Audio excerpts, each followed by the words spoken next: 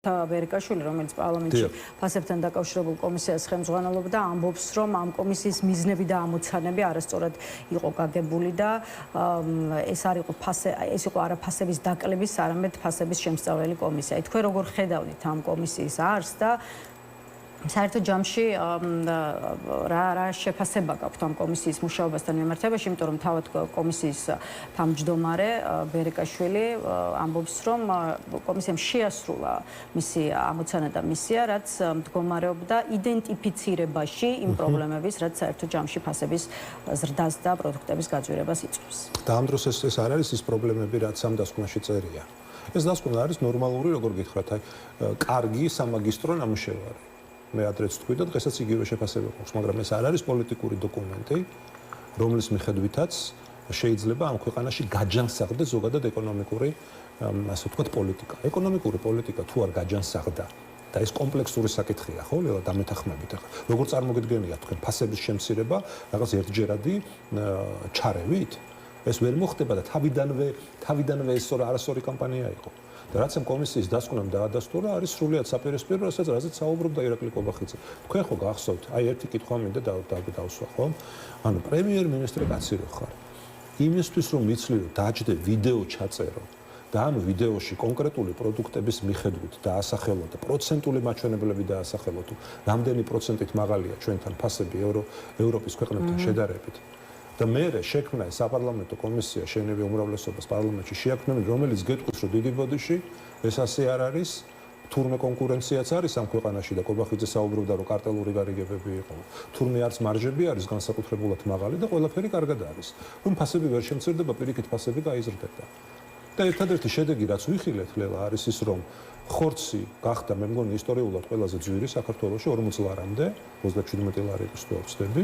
როდესაც 10 ლარად გვირდებოდა 9 კილოგრამი ხორცი შეძენას ბატონი კობახიძე და 5 თეთრით გაიაფებული წიწიბურის დახლები, ასე ვთქვათ, ღარიბი და ნაკლებად შეძლებული მოქალაქეებისთვის გამოყოს ეს საერთოდ რა ჟესტია. გადაწყვეტილებაზე რას ფიქრობთ, ეს საოცრად გითხარით, იმიტომ რომ აირიგმა მარკეტმა გადაწყვიტა, რომ კვირაში ერთხელ განსაზღვროს 15-მდე პირველადი მოხმარების პროდუქტი, რისთვისაც მაღაზიებში გააკეთა სპეციალური კუთხე და სწორედ ეს პროდუქტები შესთავაზოს მოქალაქეებს სპეციალურ ფასად. სხვათა შორის ისევ შოთა ვერიკაშვილი უნდა ვახსენო, ის ამ ამბით კმაყოფილია და მიიჩნევს, რომ ამ ეტაპზე ეს არის ძალიან კარგი შედეგი. თუმცა, აი კიდევ ერთხელ თქვენ რას ფიქრობთ? დღეს ამბობდა სხვათა შორის პარლამენტში თქვენი ფრაქციის ერთ-ერთი წარმომადგენელი ვიკა ფილფანი, რომ ქართულმა ოცნებამ საზოგადოება სოციალურად დაყვება და ღარიბების დახლების შექმნა დაიწყო. თქვენც ასე უყურებთ მაღაზიებში აი ფასდაკლებული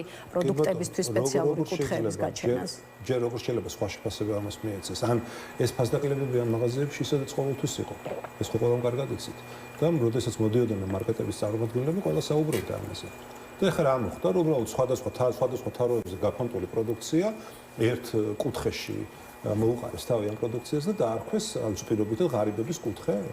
და ეს ჭირდება დღეს ჩვენს ქვეყანას, ესე სოციალურად მართლა, ასე ვთქვათ, ფენებად დაყოფა. ხა გასაგებია, ესეც ყველამ კარგად იცის, რომ ერთადერთი მდიდარი ფენა ამ ქვეყანაში ოცნება და ოცნებასთან დაკავშირებული ოჯახები არიან და დანარჩენი საზოგადოება ყველა სერიოზულ უკიდურეს ეკონომიკურ გაჭირვებაშია. ამიტომ ეს რა თქმა უნდა ეს ყველაფერი არის, ახლა როგორ გითხრათ, ყველა ხვდება, რომ ეს ირაკლი კობახიძის ინიციატივა თავიდანვე იყო განწირული.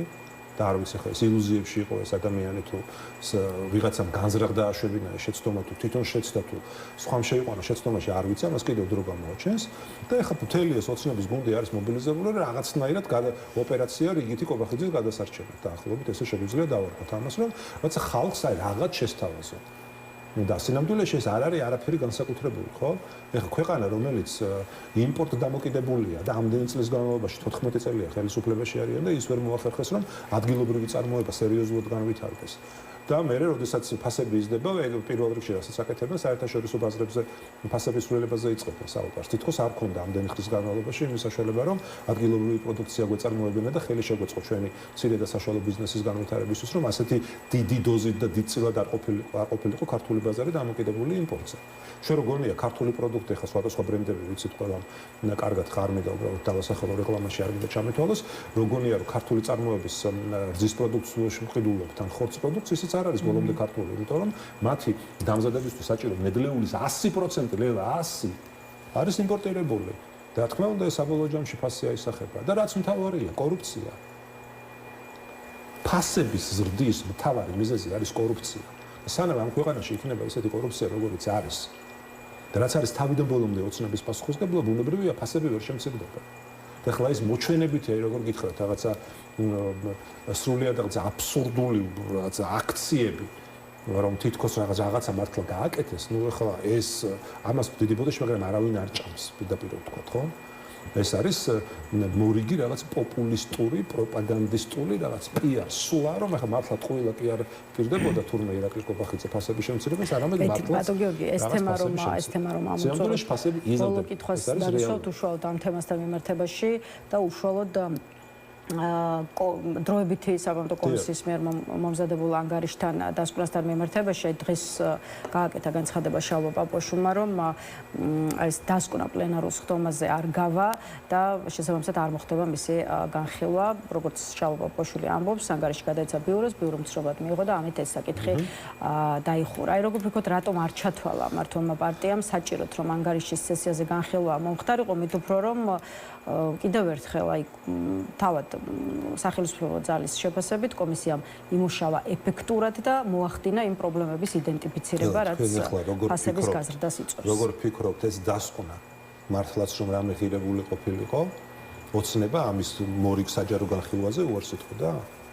ჩიხში რომ არიან შეყვანილები და საკუთარ ტყუილებში რომ აიხლარდნენ. ამიტომ აღარ სურთ ამ დასკვნის კიდევ ერთხელ გასაჯაროება და ყოველ შემთხვევაში გასაჯაროებული არის, რა თქმა უნდა, მაგრამ საჯარო დისკუსიის მოწყობა.